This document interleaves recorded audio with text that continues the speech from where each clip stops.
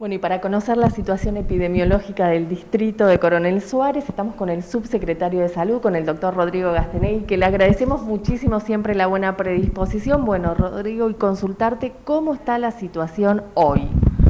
Bueno, hoy estamos en una situación epidemiológica, siempre esto es muy variable, ¿no?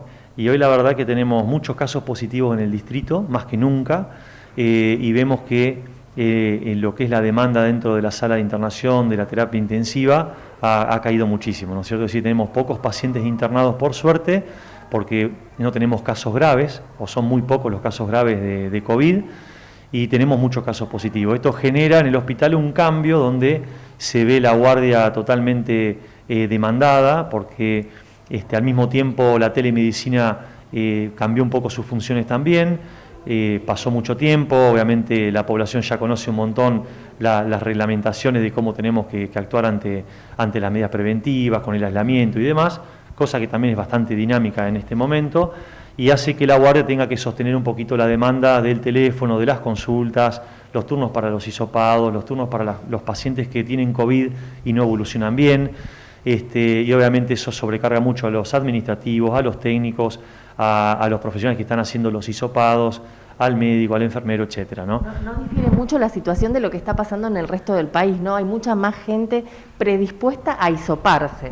Sí, totalmente. De hecho, esto está generando una demanda tan grande en un momento epidemiológico donde tenemos un virus con alta contagiosidad, sumado obviamente un poco a esta liberación social también, ¿no es cierto? Donde si bien tenemos que seguir utilizando el barbijo y demás, sabemos que obviamente las restricciones que estuvieron en un momento hoy no están, y eso hace obviamente que haya mayor cantidad de contagios, y eso de alguna manera sobrecarga el sistema desde este lugar, como te decía, y pasa globalmente. Y empieza a suceder que empiezan a cambiar un poco las reglamentaciones, ¿no? Por ejemplo, hoy qué pasa cuando un contacto estrecho tiene síntomas, ya se lo considera en este momento positivo COVID sin tener que hisoparse, ¿sí?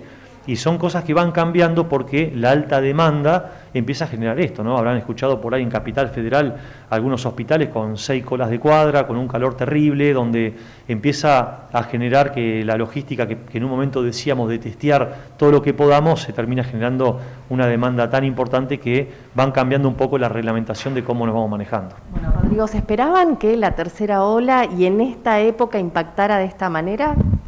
En principio, recordar siempre, ¿no? La circulación comunitaria siempre estuvo, tuvimos en un momento 0 casos, que a mí me sorprendía, ¿no? El virus en la comunidad y no tener casos positivos, a mí me llamó un poco la atención, y sí esperábamos en una época de fin de año donde había muchas reuniones sociales sumado a las fiestas, que íbamos a tener un impacto como pasó el año pasado, y este año obviamente todo mucho más liberado. Esperábamos tener un brote de COVID, tal vez nos fuimos dando cuenta por lo que iba pasando en el resto del país, que esto en realidad era la tercera ola para nosotros, más que un brote generado por las fiestas y demás, ¿no? Bueno, ¿y cómo está la situación en el hospital? Porque si bien tenemos más casos que por ahí en el pico de la pandemia, sí las hospitalizaciones por COVID son muchísimo menores.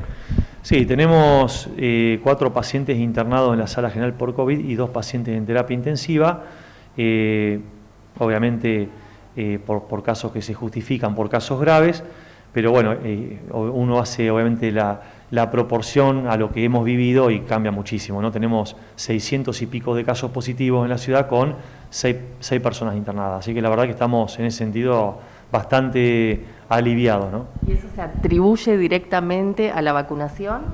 Sí, yo creo que la vacuna, como ha sucedido con otras vacunas y sucede, ¿no? Con la vacuna para la gripe, para la neumonía, intenta siempre evitar las formas graves de la enfermedad, por ende intenta evitar las internaciones, ¿no? Ni hablar la terapia intensiva y los fallecimientos, ¿no? Y creo que también puede suceder que vengan variantes no tan agresivas, ¿sí? Que tenga un poco que ver con las dos cosas.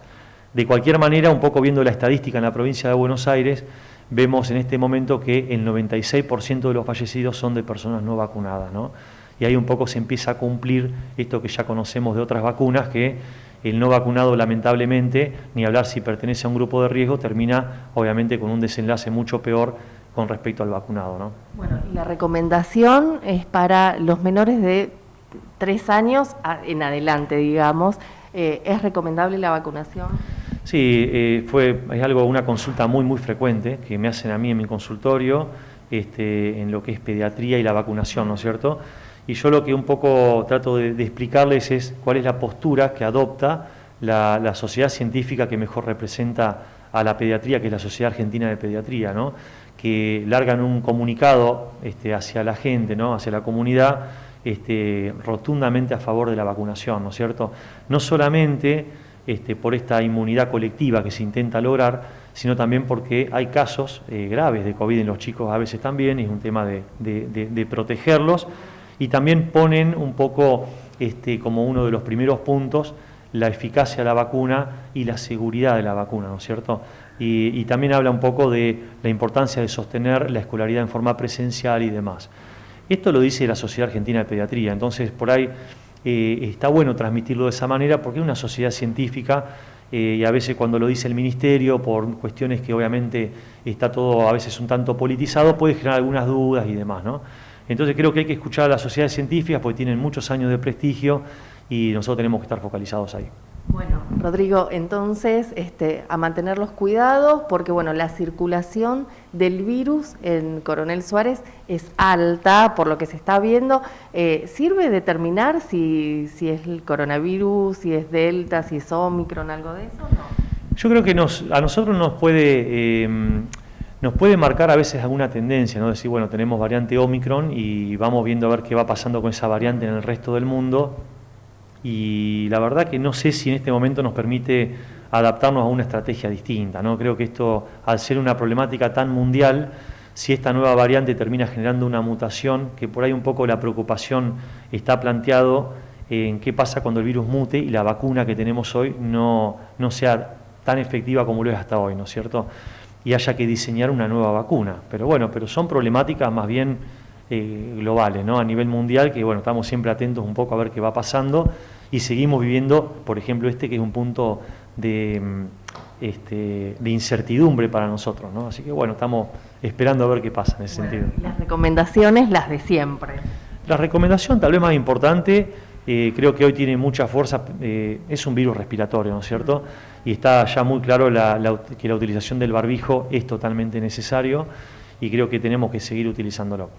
Y bueno, y darle toda la energía a la vacunación porque estamos viendo realmente el impacto positivo que genera una población vacunada, ¿no es cierto? Y bueno, permitir un poco vivir esta situación tan diferente a lo que hemos vivido con otras olas. Bueno, siempre te agradecemos. Gracias, Rodrigo, por estos minutos. Bueno, no, gracias a ustedes por la nota y es un placer para mí también poder transmitir a la comunidad a través de ustedes todas estas cosas.